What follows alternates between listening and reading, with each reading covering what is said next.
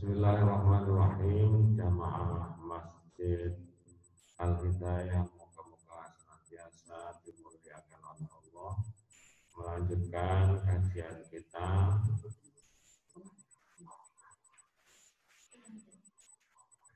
kitab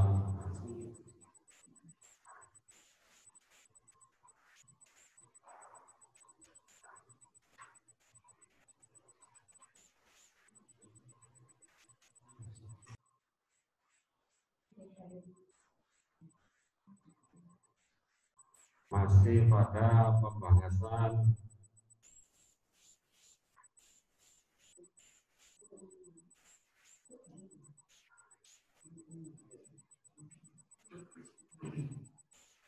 masalah thaharah. Kemarin kita sampai pada pembahasan ini bahwa tidak boleh membuang hajat di mana saat kita, kemudian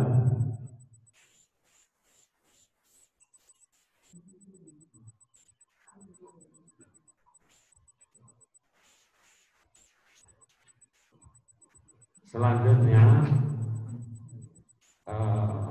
kita membahas tentang istinbat hukum dari paparan apa yang disampaikan oleh Imam Al-Ghazali. Tidak boleh buang hajat di bawah pohon, tidak boleh di lubang-lubang sampai menyakiti hewan-hewan, kemudian cara duduknya terus mendahulukan kaki kiri saat masuk dan kaki kanan saat keluar. Itu sebenarnya fihil manfaat, ada manfaatnya di sana untuk meyakinkan kita bahwa hanya kita terbiasa membedakan antara baik dan buruk. Jadi butuh dipadakno kabeh digradak. Ini salah satu faedahnya. Kemarin kita membahas salah satu istinbat hukumnya, sumber hukum dari pembahasan kita adalah yang selanjutnya adalah ittaqu al-la'inin alladhi yataqalla fi tariqin nas aw fi dhillihim. Ini hadis Nabi yang menyatakan kita tidak boleh atau di tempat berteduh mereka.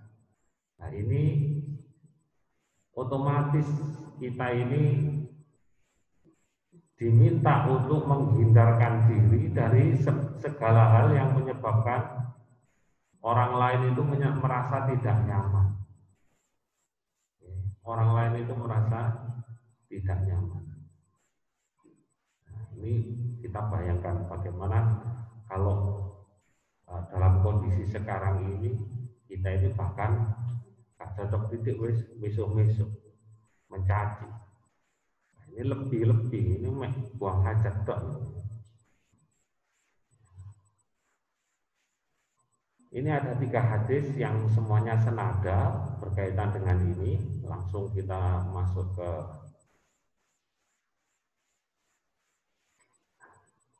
terjemahnya mohon. Terus peliharalah diri kamu dari 3 perkara yang buang hajat di sungai. Enak-enak atus moro-moro nok lele-lele kemampu-kemampu kita tidak nyaman ya. Di jalanan, di tempat bernaung. Meskipun di sini nanti ada riwayat yang dhaif, tetapi meskipun hadisnya itu dhaif, tetapi sahih makna. Secara makna sahih. Makna tersiratnya sahih dan itu banyak. Karena penentuan dhaif, sekali lagi, penentuan sesuatu itu dianggap dhaif itu dilihat dari performan orangnya. Yang menyampaikan, katakanlah orang ini tahu ngapusi, tapi tidak selalu ngapusi. Orang yang pernah menipu itu kan tidak selalu menipu. Nah, tetapi secara hadis untuk ikhtiyaton, orang yang menipu itu sudah hadisnya kalau dia menyampaikan hadis, dia sudah tidak sahih lagi. Kalau orang yang mudah lupa hafalannya, itu juga tidak sahih hadisnya. Dan banyak variabel yang harus diketati memang secara mustalah hadis, karena kodifikasi hadis itu jaraknya 300 tahun setelah Nabi wafat. Jadi harus hati-hati, jangan sampai apa yang bukan termasuk hadis dianggap hadis. Ini ketentuan secara akademis. Tetapi secara makna itu menjadi sahih seperti itu. Sehingga kita tidak boleh gampang-gampang membuang hadis seperti itu. Karena belum tentu apa yang kita penyampainya yang dhaif itu penyampai yang dhaif itu terus otomatis hadisnya palsu, tidak mesti.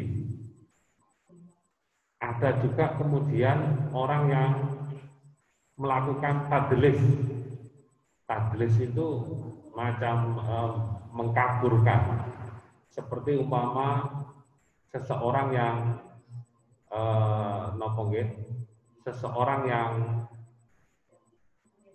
punya sumber, katakanlah dia dapat info dari bapaknya dapat dari seorang kiai.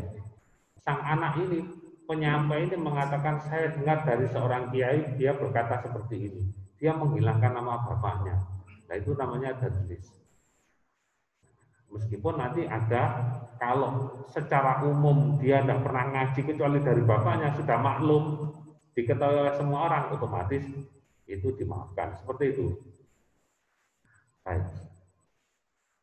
Artinya dari istimbat hukum kita tidak boleh sampai menyakiti orang lain, ya. Hanya sekedar buang hajat. Makanya seharusnya kita umat Islam itu yang paling tertib di dunia, karena kita punya dalil. Hanya saja kemudian kita seringkali berhenti di dalil, setelah itu sudah selesai. Jadi kalau ngajar itu punya ilmu itu kesusu kepingin mulang, bukan kemudian dia mengamalkan. Sekali lagi saya ingat-ingat, nopo ibu kula niku begitu saya pulang dari pondok itu sama takmir masjid itu disuruh khutbah. Ya, saya pamit sama ibu, boleh apa enggak saya khutbah? Ibu saya nggak usah Kak Adek, aneh-aneh. Awak milu tas mulai tutup pondok. Kamu baru saja pulang dari pesantren. Apa yang kamu amalkan dari pesantren itu? Ngamal aja belum sudah mau fatwa. Ini loh cung tahapan itu. Dua ilmu diamalno baru diceritakno. Agar kamu tidak lost di tengah-tengah ini, kehilangan di tengah-tengah ini. Belum mengamalkan sudah dicerita-ceritakan. Nah, ini yang bahaya. Nah, kita ini seringkali begitu, lebih semangat berfatwa daripada mengamalkan. Nanti niku tengah akhirat niku ana wong kecelik. Napa kaget? Kagetnya apa? Kaget karena ternyata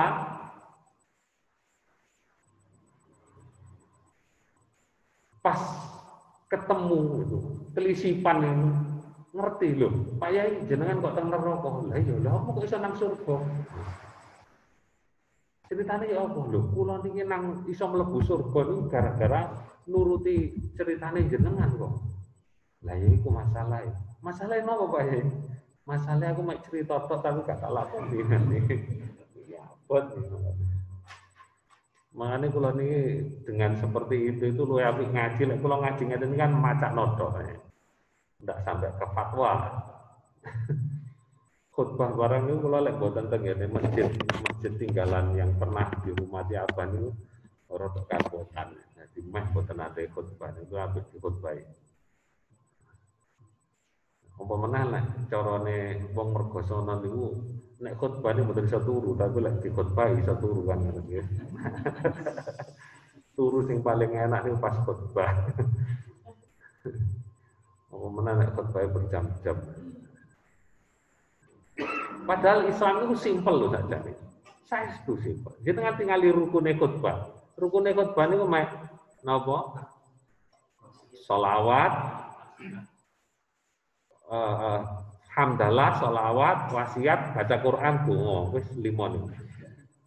Waduh, kita niku ono apa meneh zamane Pak Harto dhisik isone cerita pelita macam-macam dawa setengah jam gak mari. Dalil ditumpukno kabeh. Sakjane nggih khotbah niku paling enak. Alhamdulillahirabbil alamin. Allahumma sholli ala sayyidina Muhammad. Ya ayyuhan nas ittaqullah. Manane pun nggih. Barakallahu li wa lakum. Enak to. Oh, kula jamin mboten turu. Saestu. Ya, artinya hanya sekedar untuk diperintahkan untuk mengingatkan agar kita ini bertakwa. Dan ini teng pondok ini kula praktekaken dados sementara pandemi ngeten iki santri-santri saya minta tidak Jumatan di masjid, kula gawe Jumatan dhewe. Darurat, unsur darurat. Saya mengambil unsur daruratnya. Karena secara fikih seharusnya tidak memenuhi syarat. Fikih muktamad, ya.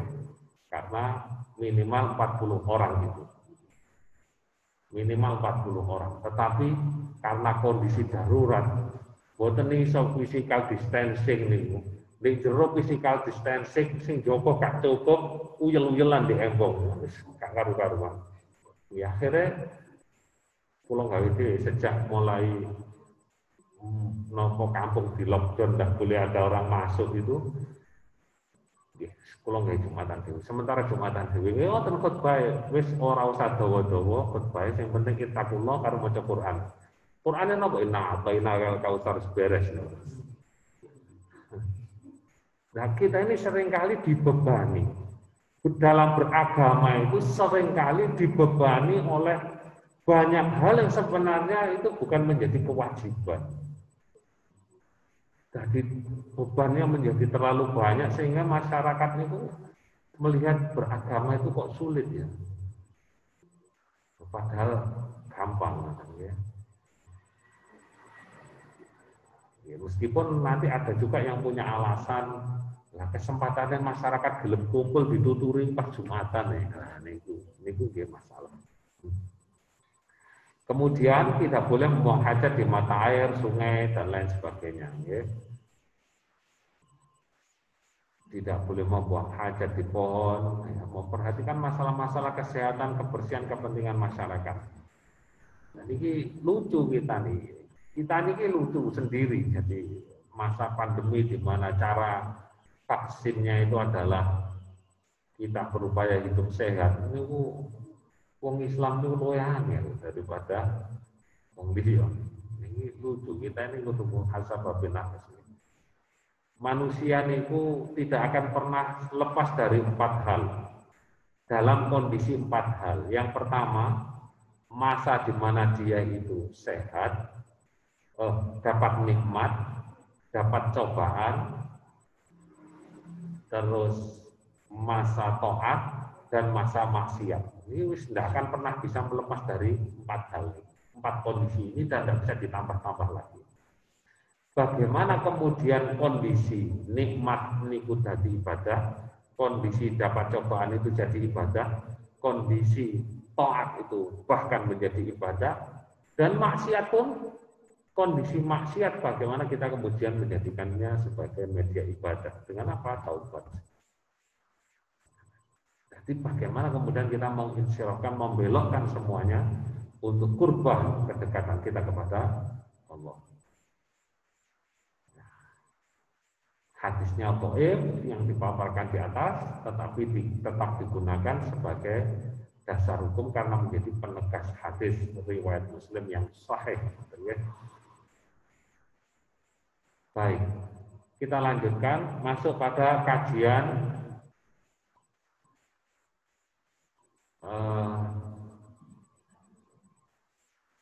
mau'idhah lagi.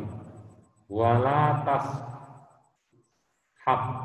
syai'an alaihi ismullahi ta'ala au rasulih sallallahu alaihi wasallam. Jadi ada larangan membawa sesuatu yang bertuliskan nama Allah dan Rasulullah. Kadang-kadang kita ini saking semangatnya, terus gawe kaos ana tulisane la ilaha illallah.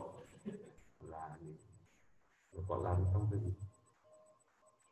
Ada kaos yang bertuliskan la ilaha illallah. Terus digawe nang jeding. Nah niki. Atau yang kemudian saat ini kita sering tahu bela agama. Wah, wis, ayo kita bela agama. Bela agama nggawa bendera la ilaha illallah, tapi mari kono digawe longgo, kan goblok. Diobong diamuk-amuk, tapi ngamuk, tapi mari kono digawe longgo, itu goblok maneh. Karena menyelamatkan Ismullah al-A'zam niku juga salah satu cara metodenya adalah dengan membakar. Dengan cara membakar. Ini salah satu metodenya. Jadi umpama jenengan duwe Quran, yang Quran itu tidak bisa diutak-utak maneh. Dia ini tidak paham. Ini wong ngaji ini mereka pada jangkep dulu. Kita ini ngaji kita itu seringkali ngajinya itu pada orang yang tidak jelas. Kita ngaji pada orang yang tidak jelas. Atau mencukupkan membaca terjemah. Akhirnya ngotot. Beragama itu menjadi kita ini tidak sempurna mau beragama. Kayak contohnya ngeten nih.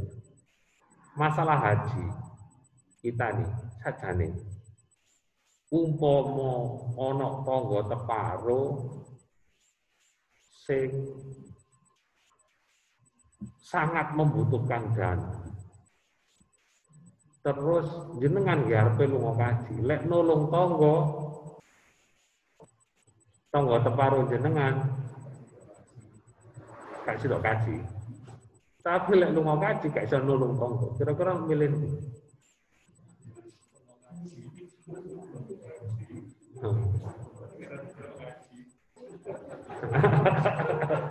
milih diceluk kaji kan ya. Padahal ada seorang yang namanya Abdullah ibnu Mubarak. Abdullah bin Mubarak itu wis ngelumpukno duit bertahun-tahun kepingin lunga kaji. Pada saat dia selesai kumpul uang pada masa haji itu dia berangkat. Pada saat dia berangkat niku ketemu mbek wong seorang perempuan itu mengorek-ngorek sampah sing niku napa wonten napa bangkai. Pada saat ngorek sampah njupuk bangkai niku dicedheki mbek Abdullah bin Mubarak. Ibu, kenapa kok Anda mengambil bangkai? Itu kan sudah bangkai, tidak boleh dimasak, tidak boleh dimakan. Sang perempuan ini bilang, ini halal buat saya, tapi haram buat kamu. Kok bisa begitu? Karena saya sudah 3 hari tidak makan. Sementara kamu orang kaya. Padahal Imam Abdullah bin Mubarak nggih boten sugih, krana lunga kaji nglumpukno duwe. Tapi kemudian uang niku dikekno kabeh, wis iki digawe sampean.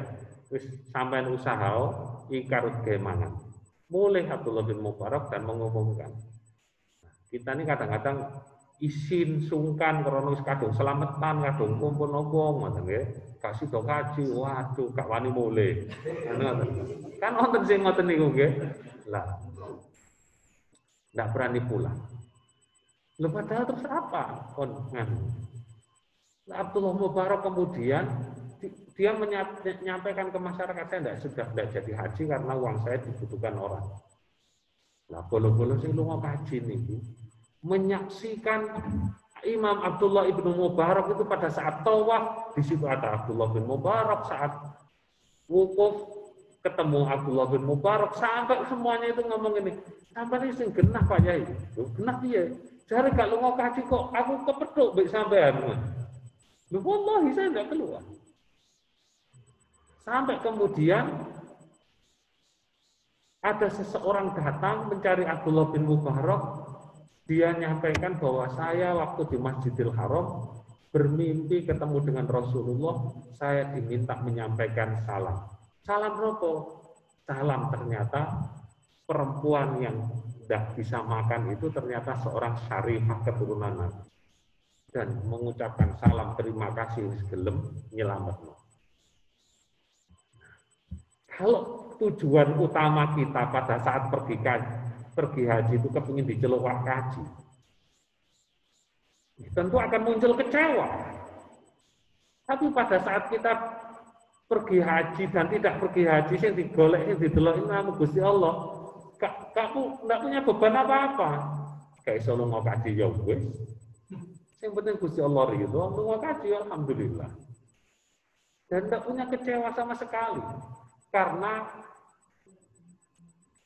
titik tumpunya, makanya kula panjenengan ini perlu bertanya, kita ini menjalankan sesuatu itu lillah apa krana nafsu nih lho.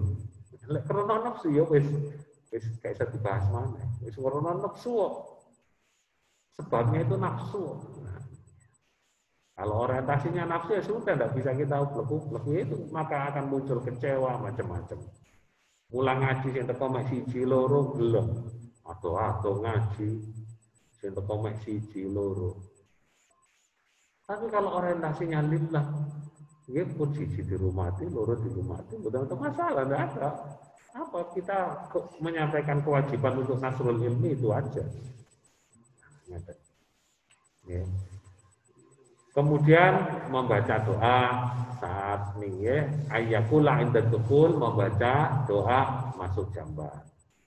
Kemudian indal khuruj membaca doa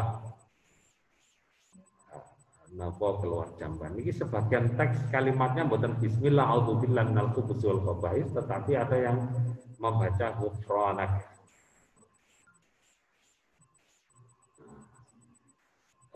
Saat keluar ghufranak, yang masuk itu Allahumma inni a'udzubika minal khubuthi wal khaba'ith. Niki ono cerita antik niki. Allahumma inni a'udzubika minal khubuthi wal khaba'ith. Kula diceritani kalian Yai Jamal Tal Beras. Niku ono arek wedok wayu. Karo ono santri lanang yo elek lah. Lah lari lanang niki terus matur sama Kiai, kula mboten kepingin dulinan, kula niki serius, kula kepingin kawin. Lah wis duwe sing mbok incer wonten. Sapa niku lare wedok niku. Lah yai niku arepe nganu, kula nyuwun donga ben larene gelem kula. Lah yaine bingung. Ya Jamal niku ngendikan lah kula bingung arepe tak kayak itu mau kok sak marek wedok sing lanang. Tapi gak tak itu mau iku wong santriku. Akhirnya kalau ya zaman itu didhawuhi wis ngene. Saben mari salat maca Allahumma inni a'udzubika minal khubuthi wal khaba'ith. Dilampahi tenan. Masya Allah, sebulan setelah sowan yai niku terus ngekei undangan kawin. Masya Allah. Padahal dungane donga masuk jamban Allahumma inni a'udzubika. Masya Allah. Niku napa luar biasanya doa-doa yang bersumber dari Rasulullah Muhammad SAW. Makanya kemudian muncul dua versi. Kalau doa itu kalau doa itu istilahnya dari Rasulullah tidak perlu ditambah-tambah. Itu luar biasa. Ada yang mengatakan begitu. Ono sing ben tambah mantep ditambah-tambah bak popo digandol nombek Kanjeng Nabi. Kita mesti akan punya dua versi muncul. Versi tasawuf itu mesti akan ditambah-tambah karena memunculkan kecintaan. Versinya ahlul hadis mesti ya wis apa ana niku. Maka doa iftitah itu kadang ada yang baca ini wajah itu, ada langsung wajah itu karena Rasulullah menggunakan wajah itu. Sing versinya mutasawwifin ini wajah itu wis ben padha di Quran. Sekalian itu barokah hadis bi barokah Quran. Ngoten. Niku carane ahlul hadis, ahlul tasawuf. Kemudian wa ayastabri'a minal baul bin nafri talatan niku memastikan air kencingnya sudah keluar secara tuntas. Ya.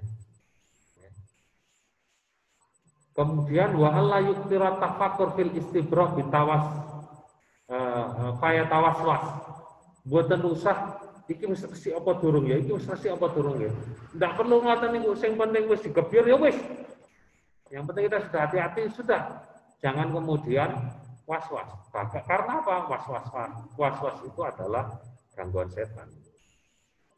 Gangguan setan. Ada kalau ini kan kula sampai akan nonton setan khusus yang gudo di kamar mandi. Kemudian wa ma yuhissu minal balal fa yuqaddir annahu baqiyatul ma. Kalau kemudian ada yang koyok prasane kok diteles-teles sisane bayu kebiuran, ngoten mawon. Kita tidak boleh sembrono, tetapi juga tidak boleh nemen-nemeni. Seringan itu beragama. Bahkan memiliki kalimatnya rodohnya. Waqad kana afafahu istibra aqawum fatadullu waswasa ala qillatil fikri. Wong sing was-wasan niku dudono agamane dicetek. Ngenyek kula panjenengan. Sing ragu-ragu niku agamane dicetek. Sing gampangan napa istilahnya mboten terlalu primen nemen-nemen niku malah sing agamane akoh lebih tajam. Atau sipun itu tadi kita ndak boleh beragama niku sampai kemudian muncul ketidaknikmatan niku. Kula duwe kanca sing riyen niku ndelok aliran-aliran keras niku setelah mendapat pencerahan macam-macam niku pun balik malih dengan aliran kita itu. Kula tanglet ya napa rasane dhisik. Wah, beragama kok stres ngene gak oleh ngene haram ngene bid'ah macam-macam. Bareng melok entuk kok enak ya. Sampai ono ae dalile lan ngoten. Ya karena beragama niku ad-dinu yusrun, agama itu mudah, itu Rasulullah nyatakan. Kayak contohnya wingi niku pipis nih, tengah ta, ning jero masjid niku. Kan nabi cara-cara sik coba. Beto kali tampil masjid niku ono wong pipis nang mriki, kira-kira langsung dikepruki ya. Serbuan ngoten, takbir kan ngoten. Ya. Nah, kemudian wa minar ruhas ayyabulal insan qariban min sahibihi mustatiran anhu. Kalau ternyata harus didekat seseorang, buang hajatnya yang penting ono satire. Pokoknya jangan sampai aurat itu terlihat orang lain yang tidak halal. Fa'ala dzalika Rasulullah sallallahu alaihi wasallam ma'asiddati hayaihi liyabina linnasi dzalik. Rasulullah ini melampai yang seperti itu. Padahal Nabi itu wong sing paling isinan itu Rasulullah. Isinan dalam arti menghindarkan hal-hal yang mboten pantas. Karena memang haya niku dilalai, haya isin niku adalah bagian dari iman. Al haya minal iman. Ya napa niku diterjang ngoten.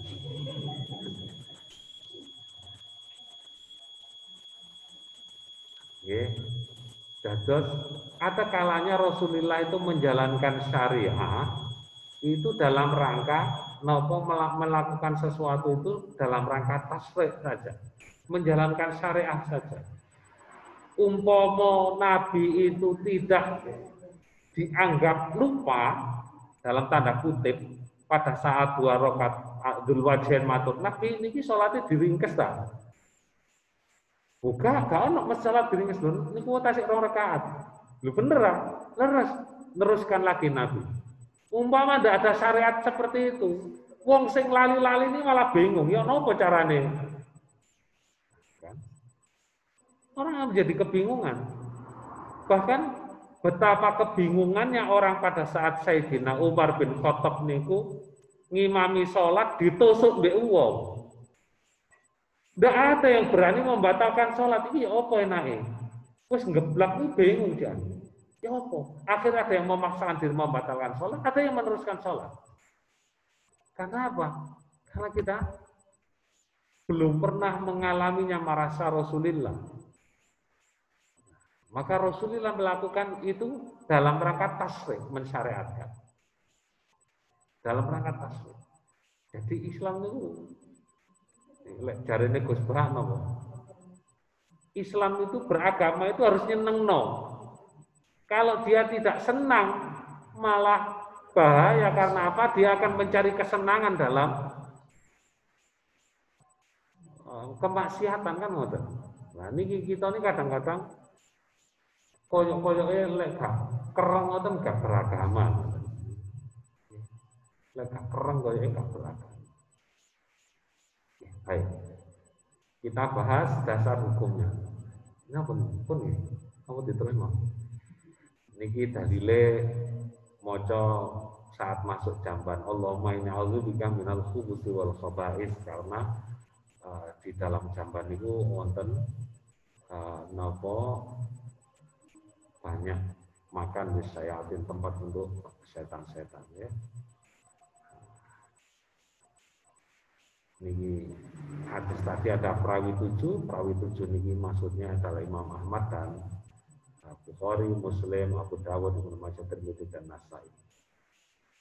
Penggunaan kata khola atau sepi, istilah kamar mandi memunculkan kesimpulan para ulama bahwa saat membuang hajat itu sebaiknya menjauh dari keramaian orang dan tempat berkumpulnya orang agar tidak terlihat orang lain atau bau yang ditimbulkan mengganggu. Ojo sampai ganggu. Sampai arepe sholat niku kita ini sunnahnya dikon adus dhisik. Arepe kumpul dikon wangen-wangen, adus macam-macam. Karena apa? Untuk menampilkan wong Islam itu kudu sing keren ngoten lho. Islam klusu. Napa lambene kotor kabeh, aku kan tasawuf. Bel kedes ngoten niku. Maka kesalahan dalam memahami beragama ngoten nggih. Kalimat hadis idza dakhala memunculkan pengertian bahwa dianjurkan membaca doa ini sebelum masuk kamar mandi, bukan saat membuang hajat. Tempat-tempat kotor adalah tempat yang sering didatangi para syayatin.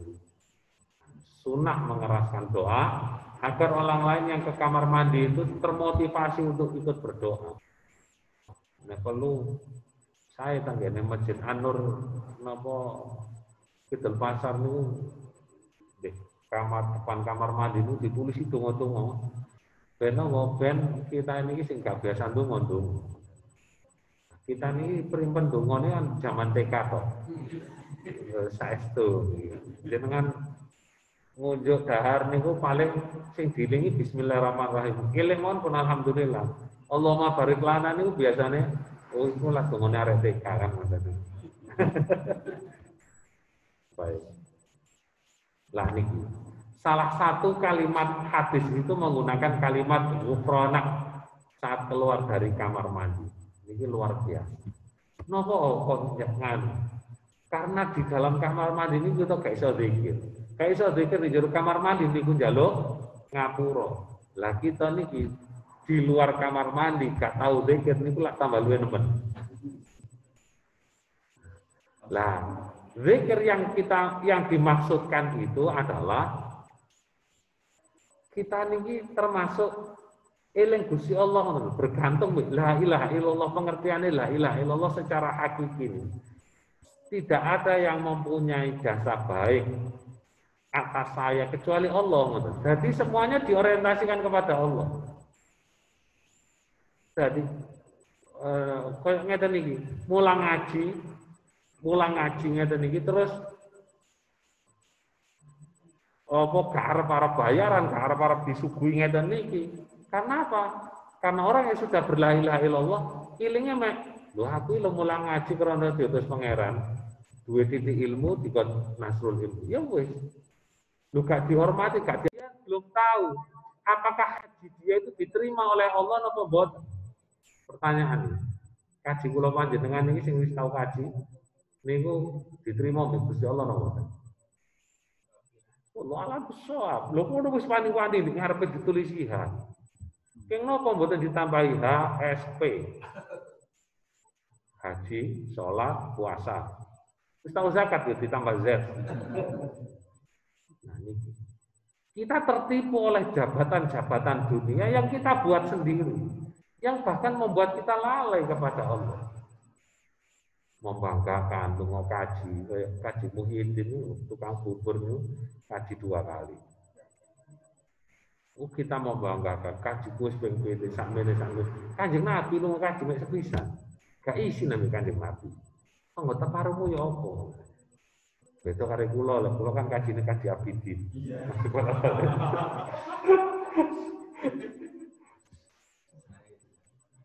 Kajine kaji Abidin. Kula niku namung ngamalaken waosan saking Mbah Maimun. Jadi sebelum salam tahiyat niku sebelum salam membawa sholawat Allahumma sholli ala sayyidina Muhammad wa ala sayyidina Muhammad Allahumma ballighni ziarah Makkah Madinah. Ngoten to.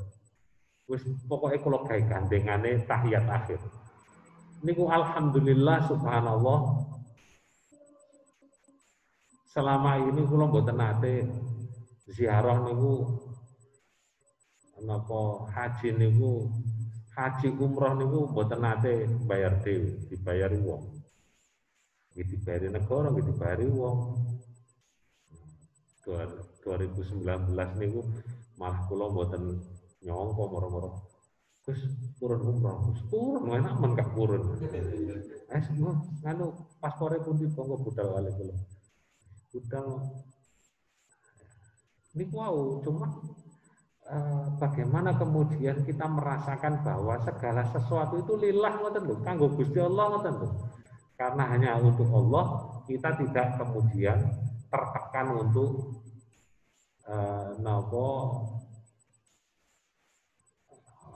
dengan tersibukkan oleh jabatan-jabatan dunia. Nah, kita ini tersibukkan oleh jabatan dunia itu masalahnya ada di situ.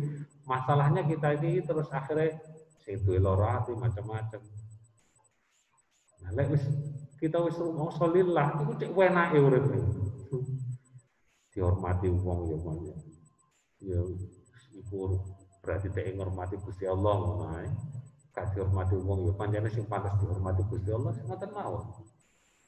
Ini tapi ngoten niku pancen gak gampang. Ojo-ojo kula nggak bisa ngomong tok. Pun Allah soal. Sampai di sini nonton pertanyaan. Teman-teman ya, kita lanjutkan insyaallah minggu depan nek tasih diparingi sehat.